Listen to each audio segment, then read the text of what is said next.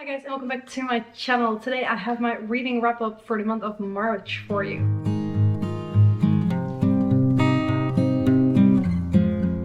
And for some of these books, it seems like such a long time ago that I've read them. It's the 10th of April, so we're a little bit into the next month already, but still, I don't really know why. It seems so long ago. Anyway, first book I finished and read in March was Heartstopper Volume 4. I've been going through these books over the last couple of months. They're a graphic novel, as you can see, and I enjoyed it. It was nice. I did like kind of that experience of reading a graphic novel because that's not what I normally read, and I've talked about this in the previous books as well. These kids are in high school and it's definitely kind of a teenage angsty type of series. Like the issues that they have, I'm getting old, I cannot really relate to them anymore. But at the same time, I do think it's a great like book series for people that are more the age of these kids and are trying to figure out how to deal with things as like being attracted to the same sex, sharing things, not sharing things, mental illnesses. It's all in here, which isn't always believable, but I do appreciate that the writer is trying to touch on a lot of different things. I did give this 3 stars, which I think kind of is a shame for the writer herself because I think she deserves better in a way, but my experience was kind of like 3 stars, so I think it's fair enough to rate it like however I felt about it. Almost forgot, I did finish one more book. I read more books than I normally do last month. This is Trust and Inspire. Clearly not a fiction novel. This is a management book. My manager gifted this to me because he really liked the book and I didn't really like the book. I did give it 3 stars. It was okay, but I don't know how interested you guys are in this, but if you're interested in like working with a team, maybe this is interesting to you. It is about how there is in a lot of workplaces there's kind of this control environment where a manager is trying to control and kind of micromanage and make sure they know exactly what everybody is doing. And this book talks about how it's way more important to trust and inspire your team, and by doing that still get the results, but in a completely different way and with way happier people. I really like the message of this book, but honestly, this is how I managed my team already. So it was a lot of like, yeah, duh type of information for me. I still think it's a really good message because I agree this is how a team should be managed, not the control type of way, but there wasn't a whole lot for me to learn because this is, in my eyes, as a European person, a typical American person trying to explain the world how things can be done better, whereas in Europe things are already kind of a little bit more like that. I feel like the American culture is a bit more control, and a lot of it, and not everything in Europe, but our European culture is a lot more trust and inspire already. So yeah, not the best fit for me, but the message is good once again. Then I also read 3 books on my Kindle, 4 books actually on my Kindle, so I do not have them here physically with me. But the first one was A Man Called Ove. I don't know how to pronounce this properly because it's a Nordic name, and even though the Netherlands is close to the Nordics, we're not the Nordics, and the pronunciations definitely are a little bit different again. I love this book. I gave it 5 stars. It's about basically this old grumpy man going through life, having gone through some major life changes recently and trying to give meaning to his life in a way. And I thought it was really cute, like the way everything was described and written. It's, I'm pretty sure, written by a Nordic person as well, and I feel like I've read multiple books written by writers from there and they all seem to write in a way more like different describing way. What is it? I read this book about these old people that are robbing a bank as well. I forgot the name. Also The Man Who Climbed Out of the Window, The Old Man Who Climbed Out of the Window.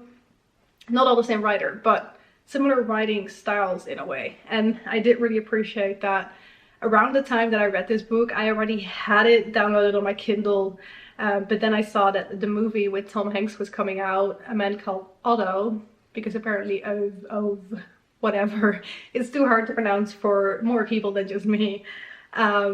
So that movie was going to come out, so I decided to read the book as quickly as I could so I could still watch the movie. I went to the movie with my husband, who had not read the book, so it was interesting to see like my experience versus his experience. I still really liked the movie, but they changed so many of the details, like up to the point where in the book they would go for a coffee on a Saturday, and in the movie it would be a Sunday.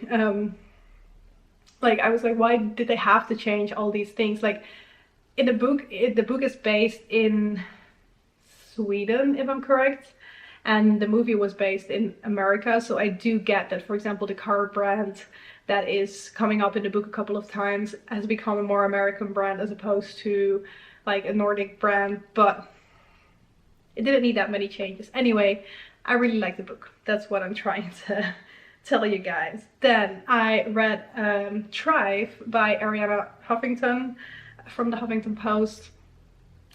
I had that book on my list for a really long time. I think, can I still see when I added it? No, because now I finished it. Anyway, I read the book and it was kind of like, I gave it 4 stars, but it was kind of a double. Like, she originally is from Greece and she brought in some nice things. Like she, when growing up as a kid, like there was philosophy, kind of like the ancient philosophers was part of her upbringing, because those people, a lot of them were from Greece, and apparently that is like what the children are being raised with for a little bit as well. So she brought up things that were going more towards that side of things, more towards her European upbringing, but then also some things that where she's turned kind of a bit more American in her way of thinking. And now it sounds like I do not like and the way Americans think. That's not really the case, but she's kind of become a mix of those two cultures, which from the one hand made it really interesting. Thrive is about how we shouldn't just focus on like our like work and achieving and all those type of things, but how we should like focus on other things that are more important as well, like our health and like our mental well-being, those type of things. And she has split that up in a few different pillars. I liked some of the things she was talking about. Other things were not that interested to me. There are some references to God in here, which great for her, but not really like my belief, or like I cannot really associate with that very much. I don't have anything against people that believe in God, but it's just not me, so that's a bit harder for me to relate to. But in the end, her message was really nice, and most of what she brought across was really interesting. I even shared a little blurb of text with a colleague of mine because it was kind of related to something that we were talking about recently, so it definitely was relevant. So yeah, some parts that I didn't like the best, but the message overall and the way it was brought across, most of it was interesting enough for me to say that I give this book 4 stars. Then I went on to another fiction book again, which was With the Fire on High by Elizabeth Acevedo. I might be pronouncing that wrong. Also really like this book actually. It is about a girl who raises a little kid. She's still in high school. Stuff happens. She's raising this kid and she's trying to navigate like life, school, everything that's going on. She's from a different background than I am, which was actually really interesting because a lot of the books, like most of the books written anyway, are by people like me. So it's interesting to kind of go into, okay, what is she experiencing? How does she experience stuff? Because she has a different skin color, she's got different hair than I do, and that does affect how people look at her. She's definitely struggling, like having a kid, trying to manage school. There is this school trip that she wants to go on, but the question is whether she can actually make it there, because money and time and having to take care of the kid, like that's all part of it as well. She really, really loves cooking. She has this, it's not actually magic, but people call it magic, ability to make really, really nice dishes, and that is like her big passion. And it's really nice to see that even though she's struggling with a lot of things, she has this passion that kind of keeps her grounded and keeps her going. And I think it's so important to find things in your life that like excite you, that make you happy, that make you feel alive, basically. So yeah, I did like that message of the book, and I did like that it was a little bit of a peek into a world that is not per se mine. So 4 stars for that one. And then lastly, I finished this on the 31st of March. I read Untamed, Stop Pleasing, Start Living by Glennon Doyle. She has written a couple more books, I believe. At least she was referring to her previous books.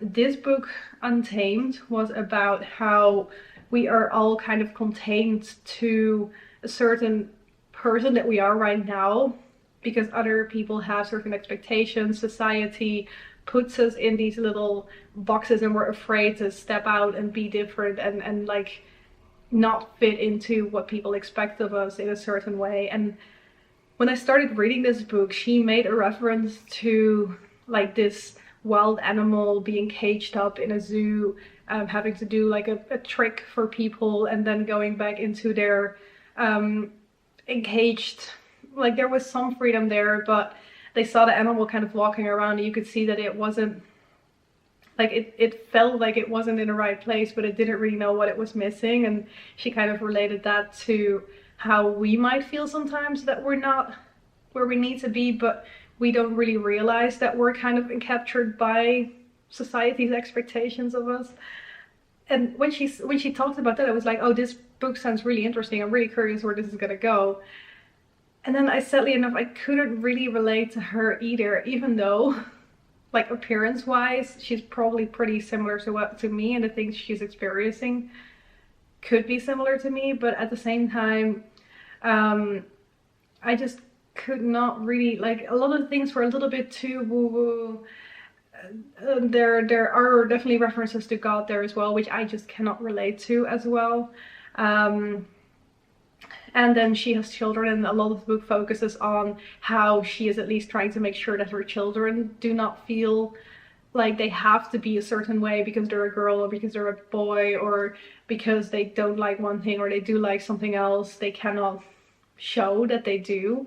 Her previous books were more about, like, I think how her husband cheated and how she overcame that, which was kind of an interesting topic as well, I guess. But here she actually fell in love with a woman and decided to move on with her. This is like biography style book in that sense, because this is actually stuff that happened to her. But yeah, especially the reference to children, I did think that those were kind of interesting to think about. Like, if I would have children, maybe at some point, how would I approach this topic and how would I make sure that they can be who they are instead of feeling like they have to be a certain way because people tell them or people make them feel certain things because they see things in the magazines, those type of things. So that was definitely an interesting part, which still made me give the book 3 stars, but there were a lot of things in there that I just could not relate to and that were not really fitting to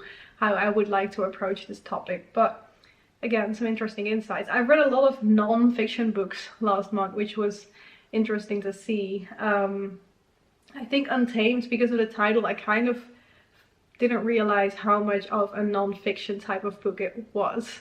But yeah, those were the 6 books that I read over the last month. I'm looking forward to seeing how many books I can read this month. I'm still trying to finish my first book for the month and we're on the 10th, so let's see how much I can actually get through. But yeah, thank you again very much for watching. Let me know if you've read any of these books, if you have any opinions about them.